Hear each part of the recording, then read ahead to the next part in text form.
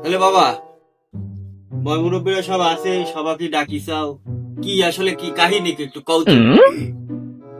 এর আগেও আপনাকে আমি মেলাবার কইছি, আপনার ডাকিছি, তো আমি আপনার মেয়ে ভাত দিতে চাচ্ছি না, একেবারে দিবই না।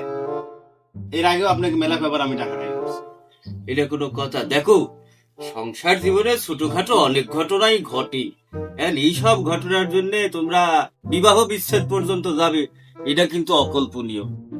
এখন বিষয় হচ্ছে বাবা, এই ছোটখাটো বিষয়গুলা নিজেরা মিটমাট করো, করি সংসারটা করো। যতই কথাই কন আব্বা, আমি আপনার মেয়ের সাথে ঘর সংসার আর করা সম্ভব নয়। যদি ছাড়াছাড়ি করতে চাও, ছাড়াছাড়ি করলেই তো আর হয় না। বিয়ের সময় যে 2 লাখ টাকা কাবিন করা হয়েছিল, সে মহারানার টাকা পয়সা দিয়ে দাও, আমি আমার মেকলি চলে যাই।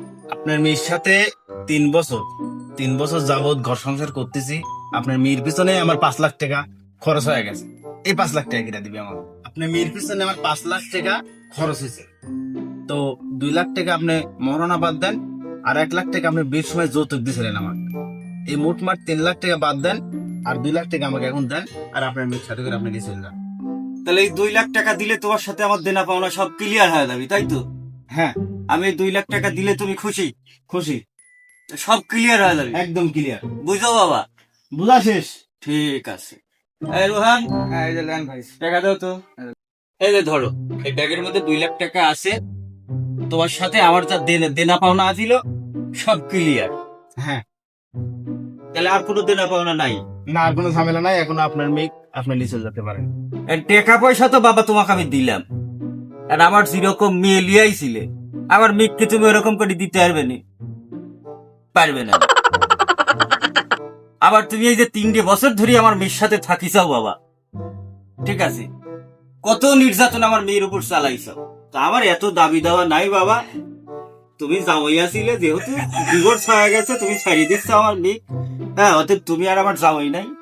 আর আমি তোমার কাছে একটা জিনিস পাই, সেটা হলে তুমি যতদিন আমার মেয়ের কাছে থাকিস, আমি এতদিন না বাবা, আমি একটা রাত তোমার সাথে থাকতে চাচ্ছি, ঠিক আছে? এই দাবিটাও কিন্তু তোমার মানা লাগে। বাবা, আমার ভুল হয়েছে, জীবনে যা করেছি আমাকে মাফ করে দেন। আপনার মেঘ ছাড়া তো দূরের কথা বাবা, আপনাকেও আমি ছাড়বো না জীবনে। আমার এ বেকার মতো আমাকে মাফ করে দেন। যা হয়েছে হয়েছে, আপনার এক কথা আমার জীবনের সবকিছু মাফ করে দেন আপনি। আমি আর জীবনে এরকম ভুল করবো না। আপনার মেয়েকে আমি সোনায় সোহাগে করে রাখবো, আপনার মেয়ের পা আমি মারাত করে রাখবো, তারপরও আপনার আমাকে মাফ করে দেওয়া লাগে।